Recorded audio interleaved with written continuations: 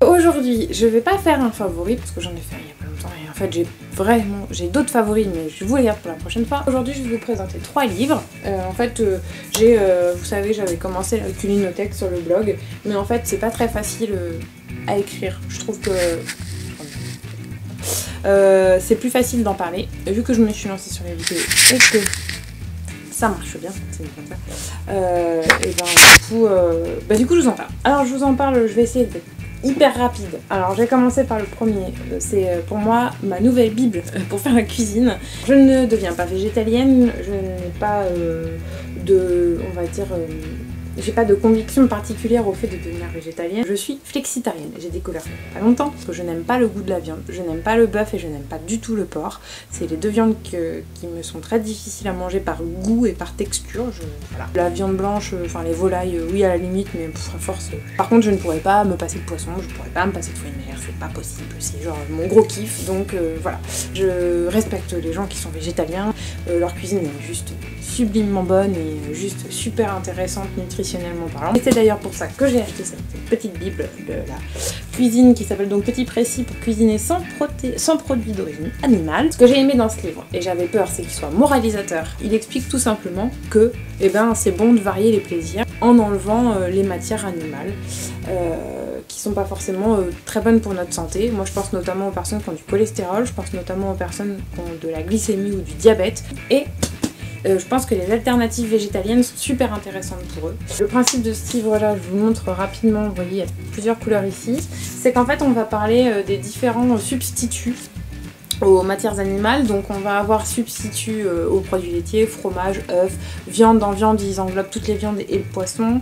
On a aussi des substituts à la graisse, des substituts aussi au soja, puisqu'il y a beaucoup de gens qui sont allergiques au soja, des substituts au gluten, les substituts à toutes ces matières animales type gélatine animale, des choses comme ça qui sont pas non plus super bonnes, et puis substituts au sucre. Voilà, je vous dis, ils pensent vraiment à tout le monde. Donc au début, ils vont vous faire un petit on va dire un petit topo sur pourquoi est-ce qu'ils vous proposent de remplacer cette matière-là. On va ensuite passer à un petit récapitulatif qui est super pratique à utiliser au quotidien de si vous devez utiliser ça dans une recette, par quoi vous devez le remplacer en fonction de ce que vous voulez remplacer. Et il vous prouve, en partant d'une recette lambda, qu'on peut remplacer n'importe quelle matière. En plus, il y a des recettes. Regardez, je tombe par hasard, mais ce petit muffin salé a l'air juste ouf. J'ai tenté des biscuits qui étaient super bons. Voilà, il y a vraiment de tout pour remplacer le fromage, pour remplacer la viande. Il y a des recettes qui sont dingues.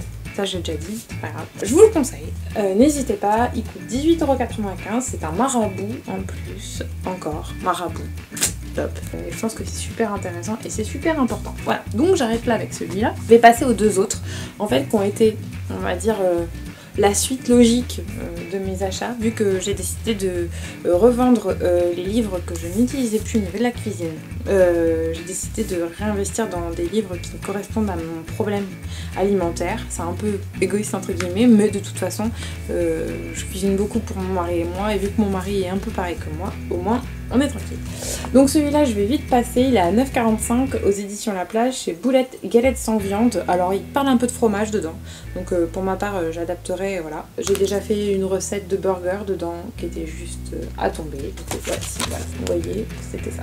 C'était trop bon, mon mari a adoré. Ça va remplacer la viande avec des légumineuses, avec des céréales, seulement avec des légumes. Il y a même aussi des galettes sucrées sur la fin qui peuvent être un peu sympas à faire pour un goûter. Voilà, par exemple, je vous donne cet exemple-là qui m'a juste fait halluciner, c'est des boulettes de sarrasin vapeur, on dirait juste des grosses boulettes de viande hachée bolognaise quoi. Pour le prix qu'il coûte, ce serait dommage de s'en priver, et des bonnes idées pour faire des bons burgers et des bons hot dogs végétaliens par exemple. Donc on n'hésite plus et on saute sur ce livre-ci. Pour terminer, je vous présente mon chouchou. Vous savez que la boulangerie et moi, c'est juste une réelle passion. J'ai trouvé ce livre, Boulangerie au naturel. Et en fait, ce ne sont que des pains végétaux. Alors, ce ne sont pas des pains sans gluten. Quelqu'un m'avait posé la question. Ceux qui qui me suivent sur Instagram ont vu que j'avais fait celui-là. Il était top. Il me reste pas beaucoup. Désolée. Il y a de quoi faire son levain naturel. Le mien est en train de fermenter doucement, je l'ai fait hier, donc encore quelques jours et je verrai ça. Il y a des conseils, toutes les phases de la panification. Moi, ce qui m'a beaucoup intéressé, c'était toutes les phases de façonnage où là, j'ai pas forcément les techniques qu'il faut. Et là, c'est très bien expliqué, c'est très bien illustré. C'est très simple, franchement génial. Ce qui m'a aussi intéressé dans ce livre, outre le pain, parce qu'au niveau du pain, moi maintenant je commence un peu à gérer, j'ai fait mes recettes et je continue sur ma lancée. Moi ce qui m'intéressait c'était surtout la partie viennoiserie. Alors je n'aime pas les croissants, les pains au chocolat, j'aimais déjà pas ça avant. Je suis pas fan du feuilletage, mais bon ça c'est personnel. Ne serait-ce que pour mon mari qui a toujours apprécié ça et qui a toujours été gourmand, j'aime aussi les brioches et choses comme ça. J'avais fait des tentatives et j'avais jamais été très satisfaite de mes recettes personnelles. Donc là, c'est bon, j'ai trouvé. Il y a toute une partie sur la viennoiserie. Un petit pain au raisin végétal. C'est un peu la raison pour laquelle j'ai acheté pour mon mari qui est fan du pain au raisin. Il y a un petit chausson aux pommes, c'est la seule chose que j'aime.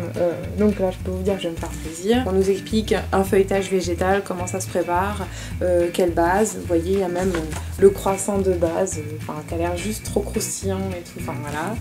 Et à la fin, on nous propose même quelques idées de gâteaux un peu spéciaux. Bon voilà, des gâteaux végétaux, mais qui ont l'air quand même super bons.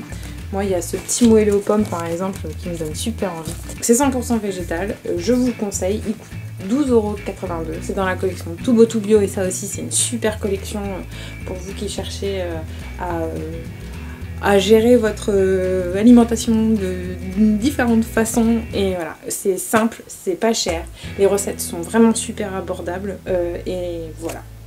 C'est tout. Donc écoutez, c'est terminé pour aujourd'hui. J'espère que ça n'a pas été trop long, j'espère que ça n'a pas été trop laborieux. Si vous avez des questions, vous n'hésitez pas. Twitter, Facebook, Instagram, je suis partout. Les commentaires ici, les commentaires sur le blog. Bref, n'hésitez pas. J'espère que ça vous a plu. Et puis moi, je vous retrouve la prochaine fois avec soit des faves ou soit des livres. Salut!